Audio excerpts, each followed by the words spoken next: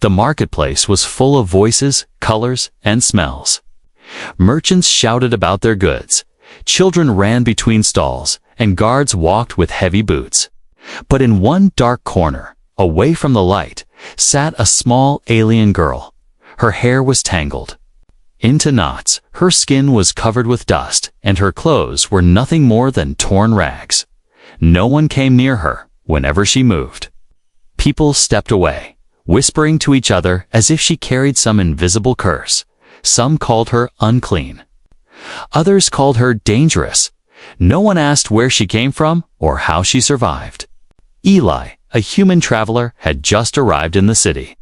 He walked through the crowd, looking for supplies for his small farm outside the city walls.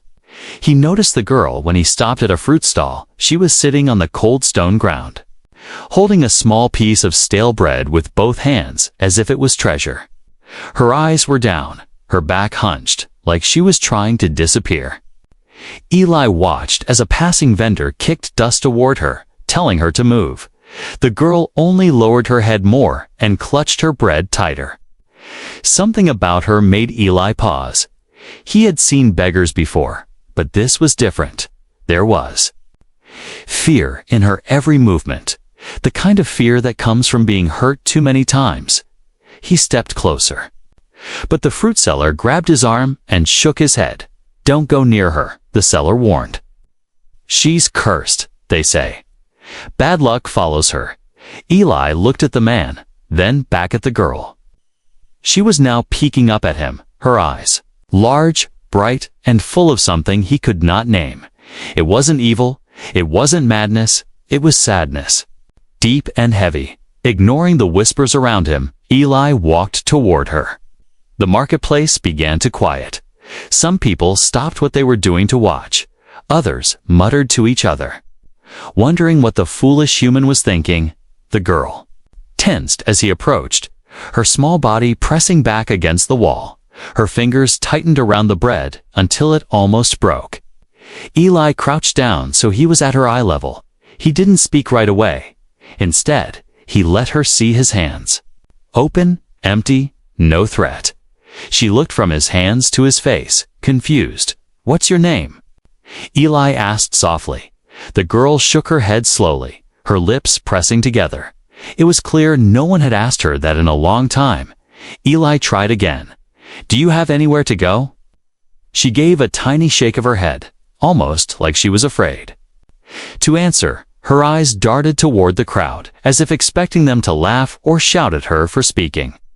But the crowd was silent now, waiting to see what the human would do.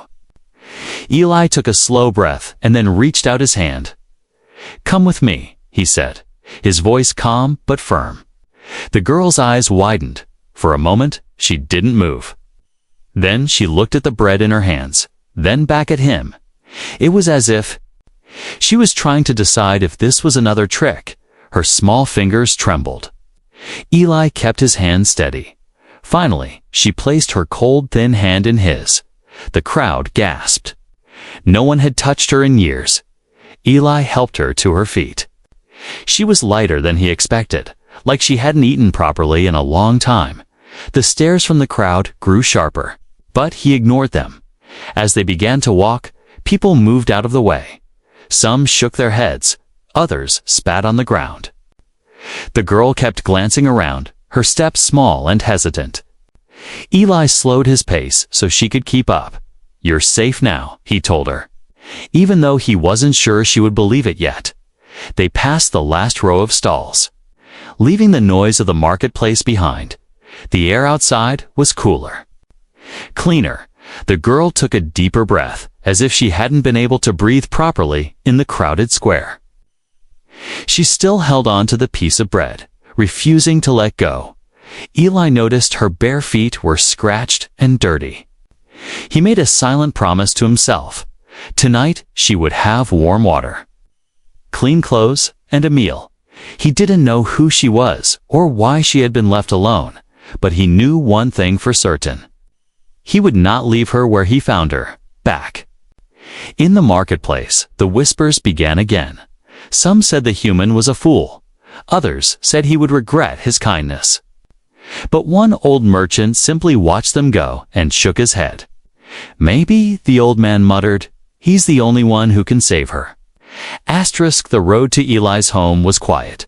Only the sound of their footsteps broke the silence. The girl's steps were small and uneven. As if she was ready to run at any moment, she kept looking behind them, checking if the crowd was following. Eli noticed and spoke gently. "No one will hurt you here." She didn't answer, but her hand stayed. In his, it was small, cold, and stiff, like she wasn't used to holding anyone's hand. They reached the edge of the city, where the noise of the market faded into the calm of the countryside. Eli's home was a small wooden house, built near a patch of green fields and a line of tall trees. Smoke curled from the chimney, carrying the smell of burning wood. The girl stopped when she saw the house. Her eyes flicked between Eli and the door. She seemed unsure if she was allowed to enter. Eli stepped up to the porch and turned to her. "You can come in," he said softly. Still, she hesitated. It was as if invisible chains held her back, chains made of fear and memories.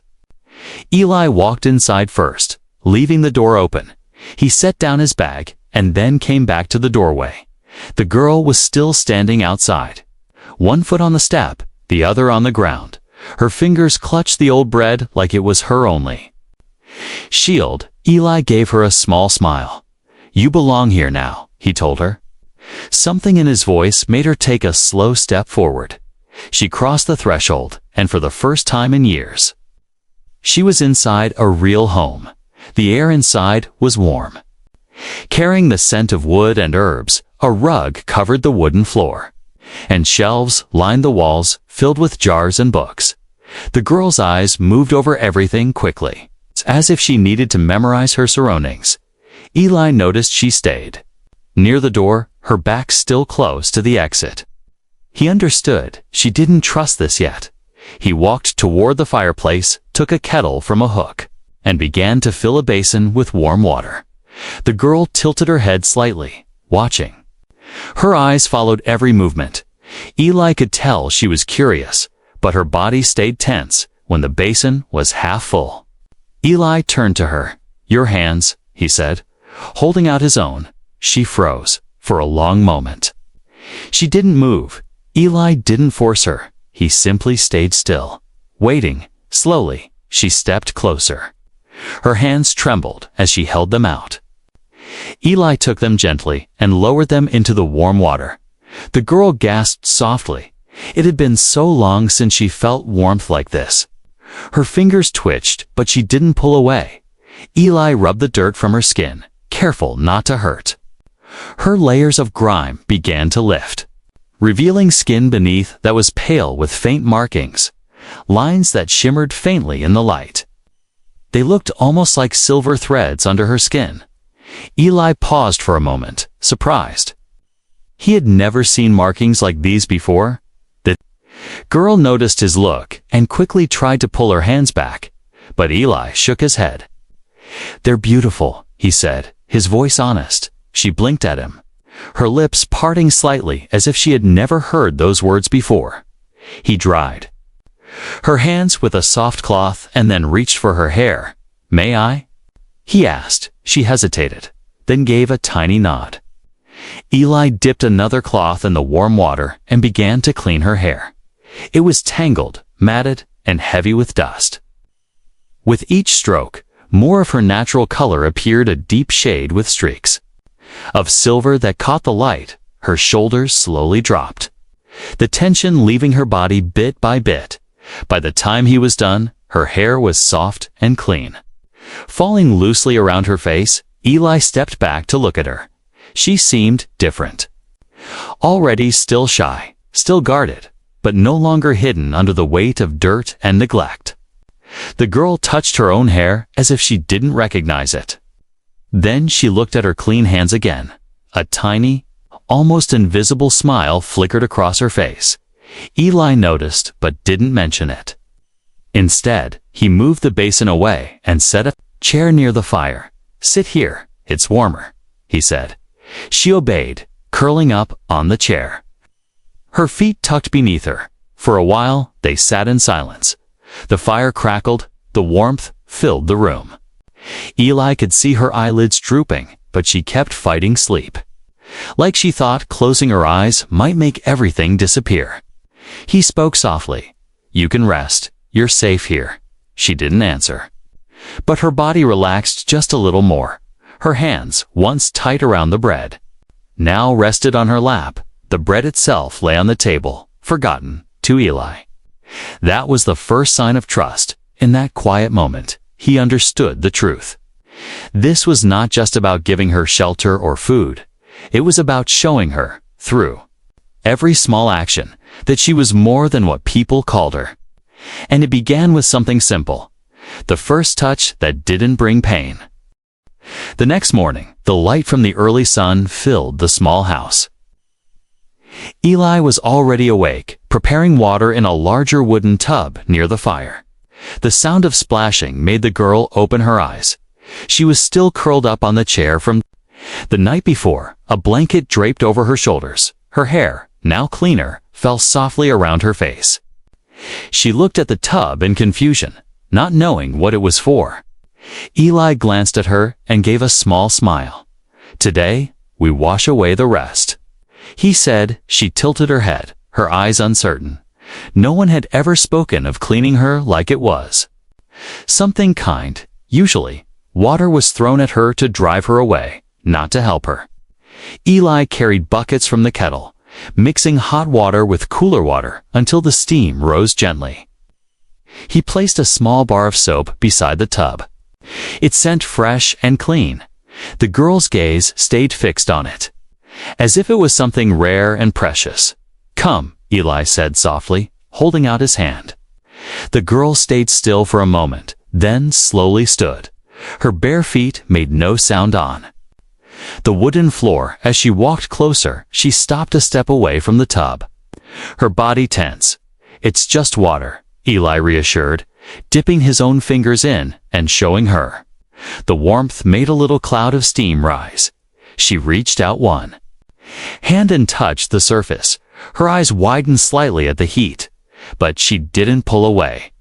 Eli moved to the side, giving her space. "If you want, you can sit here," he said, pointing to the small stool beside the tub. She hesitated, then sat down, her knees drawn up as if ready to stand again at any moment.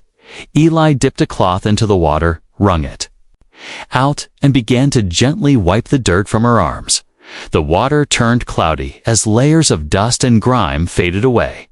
Her skin underneath was lighter, smoother, and patterned with faint silver lines that shimmered when the light caught them. The girl kept watching his face, waiting for the moment when his expression would change, when disgust or fear would appear. But it didn't. Instead, Eli's gaze stayed calm and steady. "You have markings like moonlight," he said quietly. She looked down at her arms, blinking in surprise. No one had ever called them beautiful before. Eli continued, moving to clean her other arm, then her hands, then her thin shoulders. Every touch was careful, as if he feared he might hurt her. When he began to clean her face, she froze for a moment. The soap's scent filled the air, and the warm water soothed the tightness in her skin. He wiped away the dirt around her eyes, her cheeks, and her chin beneath the grime. Her features were more delicate than he had expected.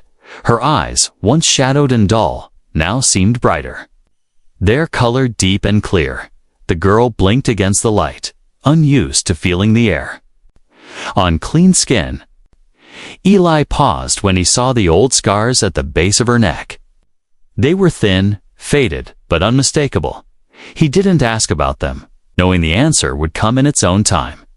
Instead, he dipped the cloth again and began to clean her hair. The strands separated easily now. He could see the natural colors, deep tones with streaks of silver, shining faintly like threads of starlight. When the last of the dirt was gone, her hair fell freely over her shoulders, soft and light.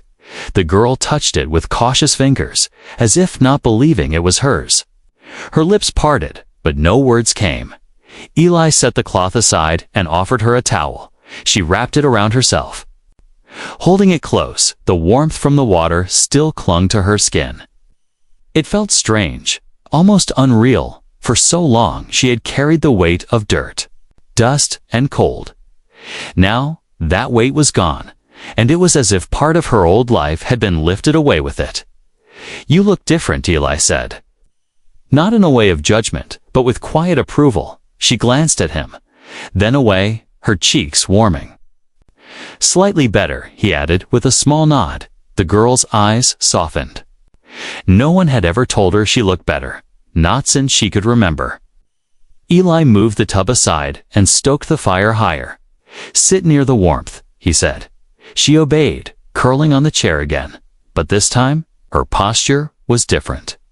Her shoulders were not so hunched, her hands not so tightly clenched. She even let her feet rest flat on the rug, feeling its texture against clean skin. For a long time, they stayed there in silence. The fire cracked, the steam faded, and the morning light shifted. Eli knew this was only the beginning. Washing away the dirt was simple, but washing away the years of pain, fear, and loneliness would take more time. Still, as he looked at her, he saw a small change. Her eyes no longer looked like they belonged. To someone invisible, they looked like the eyes of someone beginning to believe she might belong somewhere again. The afternoon sun spilled through the small window, casting a warm glow across the room. The girl sat on the rug near the fire, her knees pulled close, her clean hair falling loosely over her shoulders. Eli was seated at the table, mending a tear in an old coat. For a while, the only sounds were the soft crackle of the fire and the quiet rhythm of the needle pulling through fabric. From time to time, Eli glanced at her. She was still silent, still cautious, but her eyes wandered more freely around the room now. He could see the questions forming in her gaze, questions she was not ready to ask. Finally, he set the coat aside and leaned back in his chair. "What do people call you?" he asked gently. The girl looked up, startled by the sudden question. Her lips parted slightly, but no sound came. Instead, she shook her head slowly. Eli frowned slightly. "You mean, you don't have a name?" She shook her head again, her eyes dropping to the floor. "No one ever gave you one?" he asked, his voice softer now. Her shoulders lifted just a little, the kind of shrug that carried the weight of years. It was not the shrug of indifference. It was the shrug of someone who had never been allowed to hope for more. For a moment, Eli was quiet, thinking he didn't like the idea of calling her girl or child forever. A name was more than just a word. It was something to belong to, something to hold on to. He studied her for a moment, noticing how the light caught in her hair, how her silver-marked skin reflected a faint shimmer. He thought about the way she had survived, despite everything, how she had kept going when the world had turned away from her. "I think you should have a name," Eli said finally. The girl looked up, confusion flickering in her eyes. "A name just for you," he continued. "Something that means you are not forgotten." She tilted her head slightly, as if unsure how to react. Her hands tightened around the edge of the blanket wrapped around her shoulders. "What kind of name?" she asked in a quiet voice. Her words were careful, almost fragile, as though she wasn't sure she was allowed to speak them. Eli smiled faintly. "One that suits you," he said. "One that tells the truth about who you are." He leaned forward, elbows on his knees, his eyes steady on hers. "What about Leora?" he suggested. The girl repeated it softly, her tongue testing the sound. "Leo." "Ra," she whispered. The name seemed to settle in the air around her, as if it belonged there all along. "It means light," Eli explained. She looked at him, her brows drawing together. "Light?"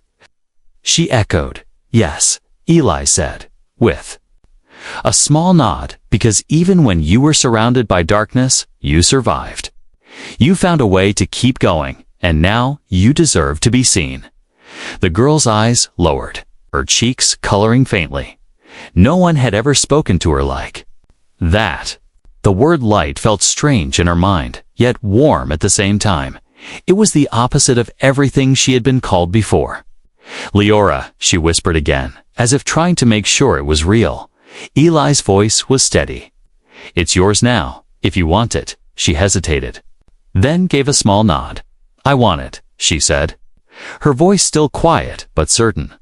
Her lips curved into the faintest hint of a smile, the first he had seen from her. It wasn't big, it wasn't loud. But it was there, and that was enough. From that moment, Eli noticed a small change in her. She sat a little taller, her shoulders not as hunched when she looked around the room. It wasn't just with caution.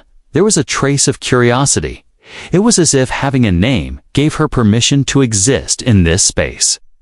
Eli watched her, thinking how something so small could mean so much. Later that evening, as Eli prepared a simple stew, he heard her quietly repeating the name to herself. Sometimes she said it under her breath, sometimes just moved her lips without sound.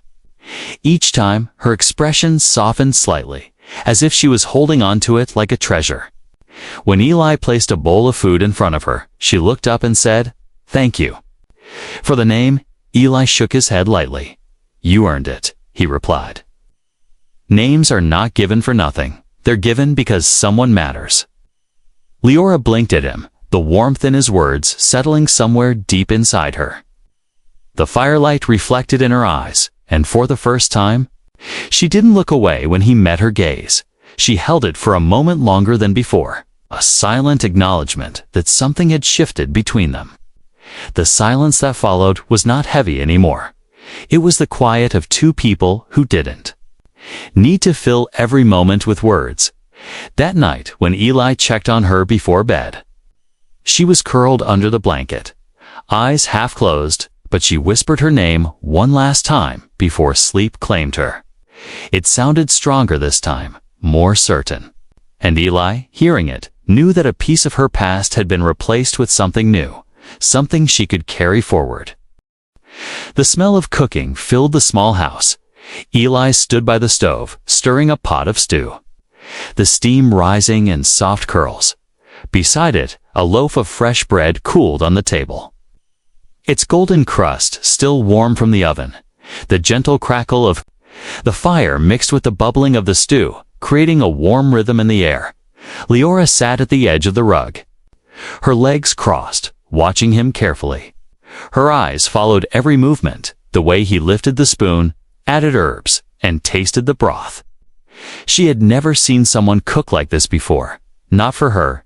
Not for anyone who looked like her.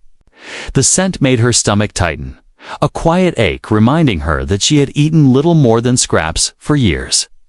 Her fingers curled into the fabric of her blanket, as if to stop herself from reaching for the pot. Eli glanced over his shoulder, smiling faintly. "It's almost ready," he said. Leora blinked, unsure if he meant it for her. In her world, food was taken, not offered. Is it for me?" she asked quietly, her voice almost lost in the sound of the fire. Eli's brow lifted slightly. "Of course," he said without hesitation. "Who else would it be for?" Her lips pressed together, her eyes dropping to the floor. She didn't answer, but the smallest flicker of hope passed through her expression. Eli ladled the stew into a bowl, the aroma filling the space even more. He placed it on the table with a slice of bread beside it. Then he stepped back, letting her decide. Leora stood slowly, her bare feet making no sound on the wooden floor. She approached the table like it was something dangerous, her movements careful. Her eyes scanned the food as though expecting it to disappear. She sat down at the edge of the chair, hands resting in her lap. "Go ahead," Eli said gently. She reached for the spoon with slow, almost shaking fingers. The first sip was small. Her lips touched the broth, and her eyes widened slightly at the warmth that spread through her mouth. It wasn't just warm, it was rich with flavor, soft vegetables and tender pieces of meat. Her throat worked as she swallowed, and for a moment she froze, as if the taste alone had caught her off guard. Eli watched her without speaking, letting her move at her own pace. After the second spoonful, her movements quickened. The ache in her stomach pushed her to eat faster. Her spoon clinked softly against the bowl, each bite deeper than the last. When she reached for the bread, her fingers hesitated for a moment. She tore off a small piece, dipped it into the stew, and placed it in her mouth, her eyes closed for a heartbeat, her shoulders dropping as the tension in her body eased halfway. Through the meal, Eli noticed something, tears sliding down her cheeks. They were silent, unshaken tears falling one by one into the bowl. She didn't stop eating, but her breath hitched slightly. Eli's voice was calm when he asked, "Why are you crying?" Leora shook her head quickly, swallowing hard before answering. "No one ever gave me food like this," she whispered. Her voice cracked on the last word. "It's warm," she added, almost as if the warmth itself was the strangest part. Eli felt a tightness in his chest. "It's not just food," he said softly. "It's a way to say you matter." She looked up at him then, her eyes wet but steady. No one had told her she mattered before. She didn't know how to answer, so she looked back down and kept eating. When the bowl was empty, she set the spoon down carefully, as if afraid of making a mistake. Eli rose and took her bowl without a word, refilling it halfway this time. She didn't hesitate. The second serving was slower, more deliberate, as if she wanted to make it last by the time she finished. Her posture had changed slightly, not fully relaxed, but not as guarded as before. Eli sat across from her. Breaking off a piece of bread for himself, they ate in a comfortable quiet, the fire casting soft shadows across the room. When the meal was done, Leora leaned back slightly, her hands resting on her lap. Her eyes were softer, the sharp edge of hunger replaced by something gentler. "You cooked this?" "For me," she said again, as if still needing to confirm it. "Yes," Eli replied simply. "And I'll do it again tomorrow." Her lips curved into a small, unsure smile. It was the kind of smile that came from disbelief, slowly turning into trust, and in that moment, something invisible shifted between them. The meal had done more than fill her stomach. It had given her a place at the table for the first time in years. Leora felt what it was like to be fed, not as a stray, not as an outcast, but as someone worth caring for. The days passed quietly. Leora began to move through the house without staying pressed to the walls. She still spoke little, but she no longer flinched when Eli walked past her. Each evening they shared a meal, and each night she slept deeper than before. The shadow in her eyes was fading, little by little, but peace never lasts forever. On the fourth morning, heavy footsteps crunched on the dirt path outside. Eli was at the table, sharpening a small knife for work in the fields. Leora sat by the window, holding a mug of warm tea in both hands. Her eyes lifted when she heard the sound. The tea rippled slightly as her hands trembled. "Someone's coming," she whispered, before Eli could answer. The first knock hit the door, loud and sharp. It wasn't the knock of a friend. It was the kind of knock meant to demand, to threaten. Eli set the knife down and stood, moving to the door when he opened it. 3 figures stood outside, 2 men and 1 woman, all from the nearby village. Their faces were tight with disapproval. The tallest man stepped forward, pointing toward the inside of the house. "We've heard you're keeping her here," he said, his tone flat. "She's trouble. We told you in the market. She's cursed." Leora sank lower in her chair, her tea forgotten. Eli's jaw tightened. "She's not trouble," he replied evenly. "She's just a girl." The woman crossed her arms. "She's not one of us. She brings sickness, bad luck. You don't know what she is." Her eyes flicked past Eli to Leora, and the contempt in them was sharp enough to cut. "She should be sent away before she brings harm to us all." Eli stepped forward, blocking their view of Leora entirely. "She stays here," he said firmly. The tall man's eyes narrowed. "You'd risk the safety of the village for her." "I'd risk it for the truth," Eli said, his voice low but steady. "She's done nothing to you. And I won't let you harm her." The man took another step closer, his voice rising. "You think you're doing something noble, but you're putting everyone in danger, humans, our kind, all of us." Eli didn't move, his shoulders broad in the doorway. "If you're so certain she's dangerous, then tell me what she's done," he challenged. The man hesitated, his mouth opening but no answer coming. Finally, he said, "It's what she might do." Eli let out a slow breath. "I don't throw people out because of what they might do," he said. "That's fear, not justice." The woman scoffed. "You're a fool." "Human, maybe," Eli replied. "But I'm a fool who stands by those who need someone." For a moment, no one moved. The air between them was tense, heavy. Then the shorter man muttered something under his breath and turned away. The woman followed, still glaring. Only the tall man stayed a second longer. "You'll regret this," he said quietly, before stepping back and walking down the path. Eli closed the door and turned. Leora was still sitting by the window, her eyes wide and full of fear. She set the mug down carefully, her fingers tight around the handle. "They'll come back," she said, her voice barely above a whisper. "Maybe," Eli admitted, "but I'll be here when they do." Her gaze met his, searching for any hint of doubt. She found none. Eli moved to the window, watching the three figures disappear down the road. Then he came back to her, crouching so they were eye level. "You don't have to be afraid in this house," he said. "I've lived with fear for a long time."